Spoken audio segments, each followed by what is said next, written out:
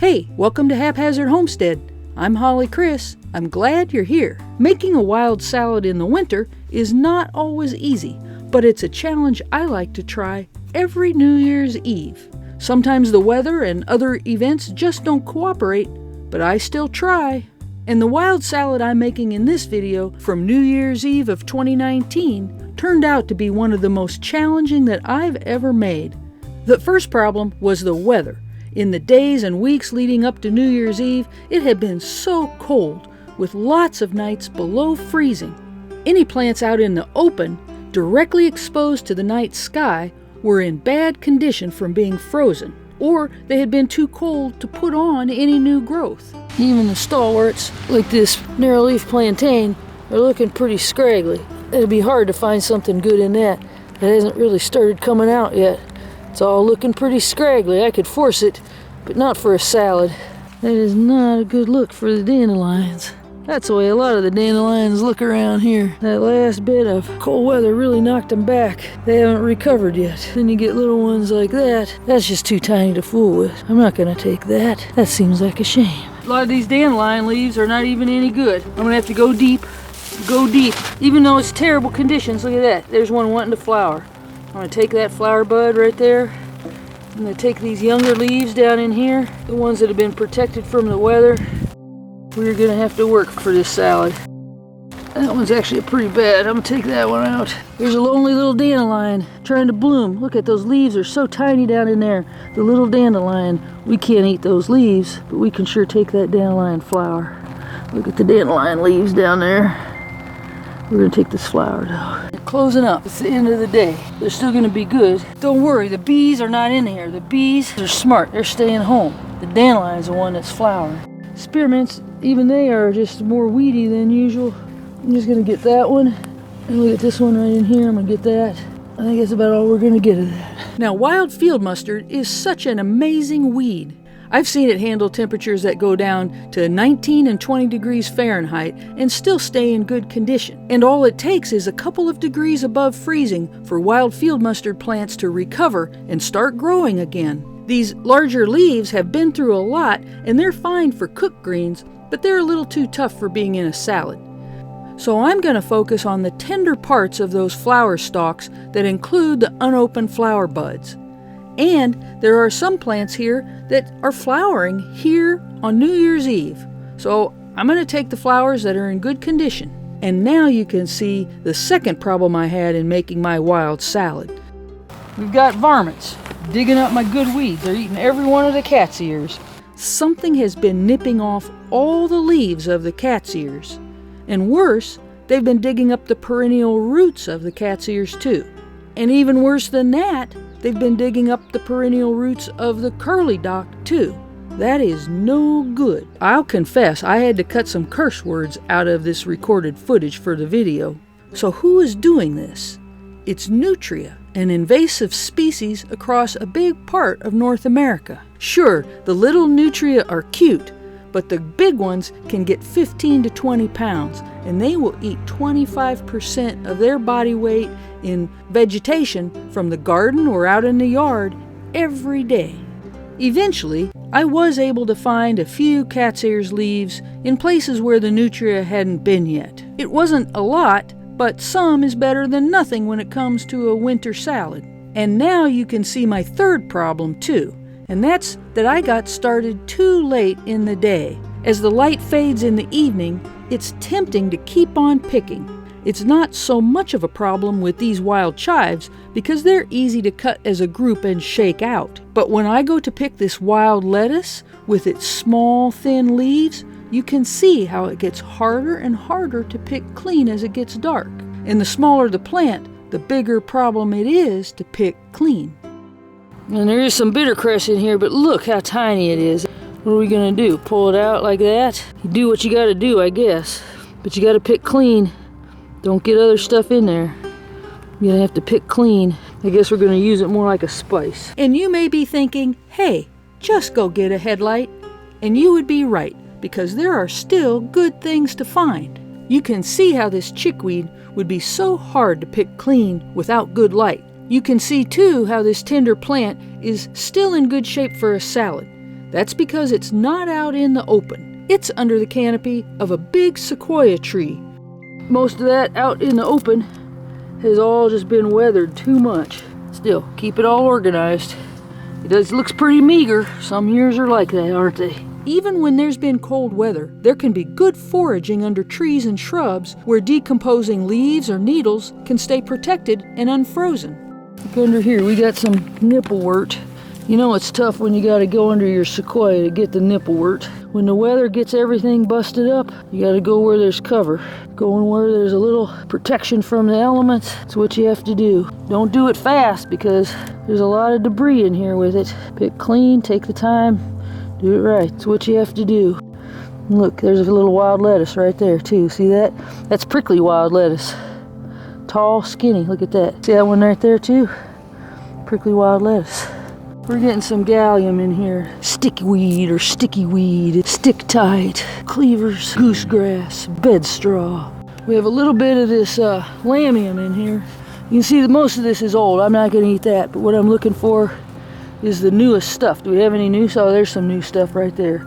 Look at that. This is gonna be a tiny salad, so we gotta pick a tiny piece right there. Oh, see how it grows? That's why it's so invasive. It just runs like spearmint. Oh, there's one there too. Lamium. Here's a stand of hedge mustard. That's a nice one there. That won't be too sharp or bitter at all because temperatures are cold. That's nice and tender. One lonely bittercress. See it down in there? Was it worth bending over for? I think so. Clean it up. Don't bring the roots in the house. We are not going to turn that down. That's going to be a nice thing. That's a nice little blewit. Oh, it's a beauty too. Look at that. It's only one, but look at it. Beautiful lavender color. Kind of a tawny top. It's not slick. And it's got all the mycelial mat down there. Now I like to say pick clean, but I'm taking this because I can plant that in other places. I'll cut it like this, but I'm not going to leave this here. I'm going to put this someplace else out in the yard. Another blewit. Almost stepped on him. That is an older one, but look at him. His top's in good shape, but I'm going to cut him right there. That lavender color, tawny on the top. It's a good winter mushroom. It has to be cooked, of course. There are some purple deadnettle in here. They're in tough shape. Slugs have been getting on them, but we're gonna get a few of them anyway. Try to get some nice ones. They don't look purple because it's still winter time. We're just gonna get the tips. I just want the tips. If I pulled all this up, who wants to eat all that? Nobody. You don't want to eat all that. Just go for the tips. Go for the tips. Here's a little sow thistle, but you can see that leaf's been around for a while. This one's been around for a while too. Right in there, the new ones are right there. They're just so tiny. I'm not gonna pick those.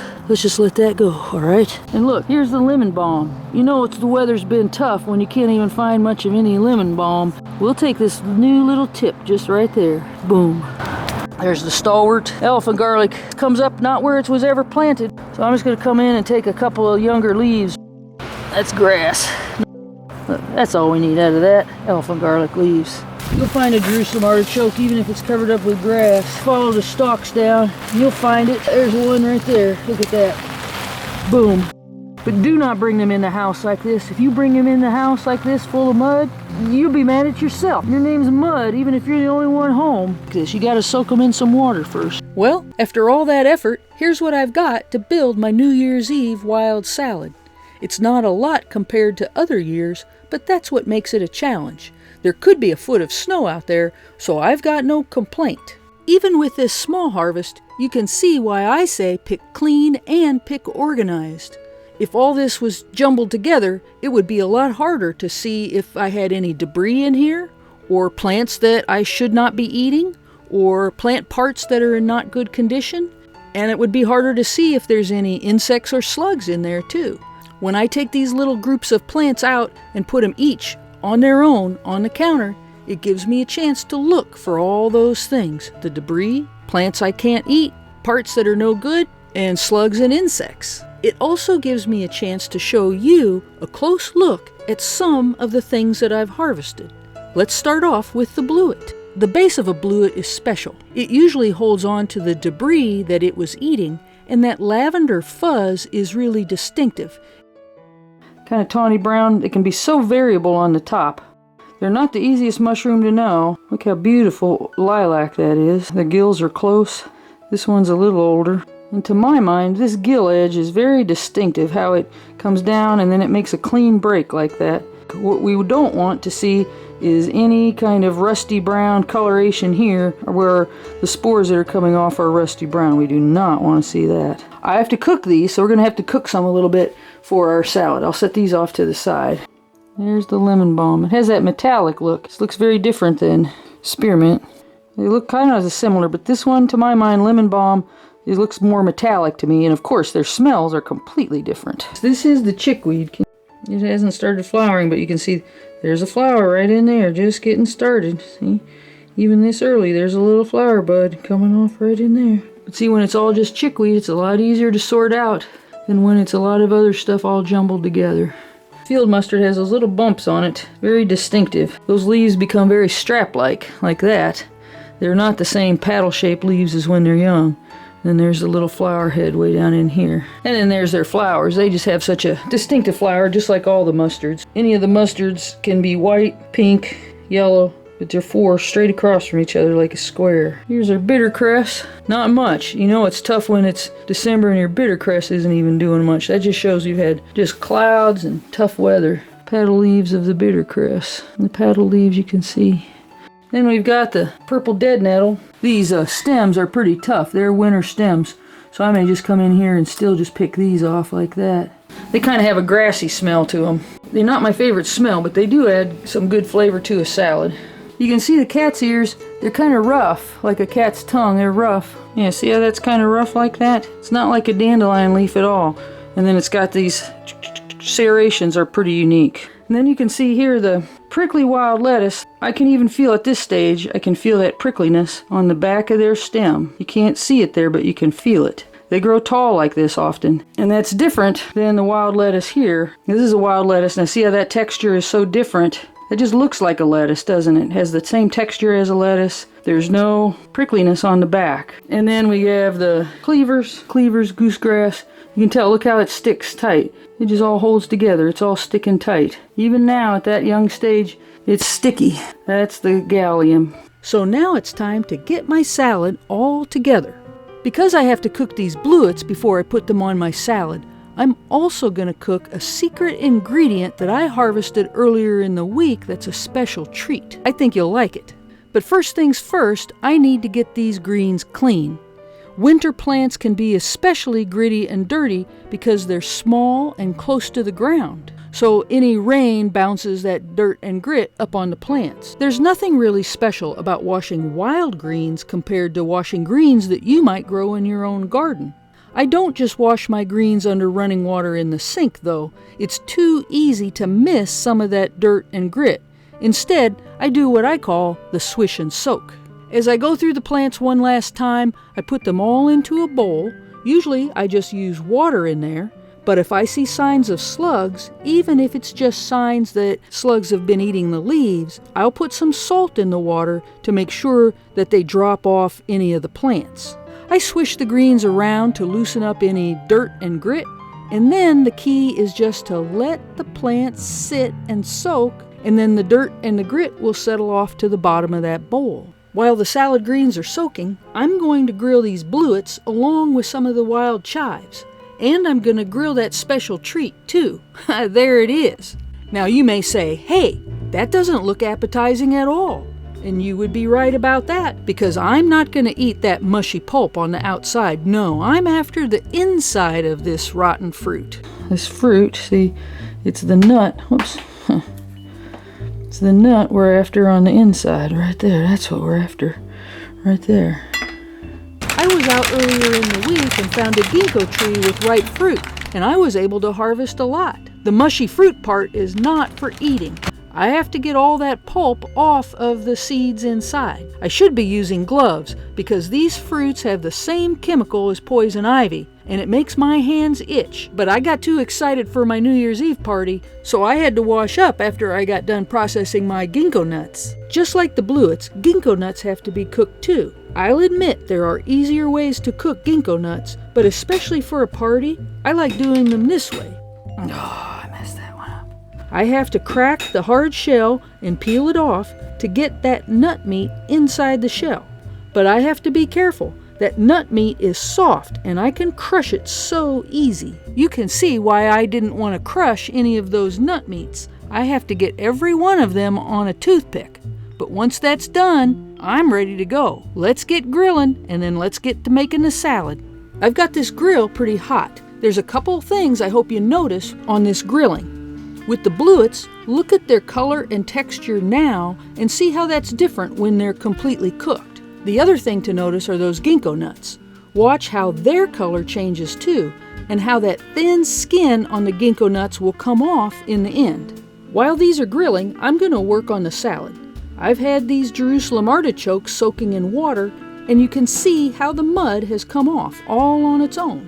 There can be mud hiding around the knobs though on really lumpy ones, so it's better to break those knobs off to be sure everything is really clean. And there's no reason to put that rinse water down the kitchen sink with the mud and the little roots in it. A good spot for it is outdoors or in the compost. With the Jerusalem artichoke, I peel it and then I slice it really thin, and then I slice them again into little strips.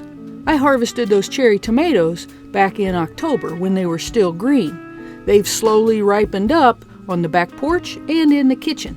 They're not as good as a summer tomato, but they're a lot better than a store-bought tomato. After I've soaked and rinsed and drained my wild greens, I let them air dry on a towel. A salad spinner would work really well, but I've never had one. Then I chop those greens into tiny pieces. My salad would look a lot bigger if I didn't do all that chopping, but who wants a big piece of cleavers or even elephant garlic leaves in their salad? Nobody. In a wild salad, I think the flavors and textures mix better when the greens are chopped into tiny pieces, even if that makes the salad look smaller in the end. It may be a small salad, but with these Blewits and ginkgo nuts, it's gonna be a good salad. I start off with that grill pan pretty hot, just until the mushrooms start releasing their juices. Then I turn the heat down some. Now I tend to cook most wild mushrooms very thoroughly, so I'm looking for these Blewit caps to go from being a bright lavender and firm to being a more muted color and soft and wilted. They still will have substance, but I want them to be cooked all the way through, not just on their outside. Ginkgo nuts taste better when that thin skin that surrounds the nut meats has been removed. It's a lot easier to get that skin off once the ginkgo nuts have been cooked for a while. It flakes off pretty easy, but those nut meats are hot, so watch out. That biggest Blewit looks done to me, so let's get the salad all together and top with a simple balsamic vinaigrette. And now it's time for a New Year's celebration and a live taste review. Even though this salad isn't as big, some years are tough. You gotta be glad for whatever's out there. They are a good mushroom. Those things are fun to eat. They're tasty. Well, there you go. That was a delicious, delicious salad. Sometimes the salads are not so big, but they are always, totally, always delicious. I hope things are going well at your place. Thanks for watching. Bye.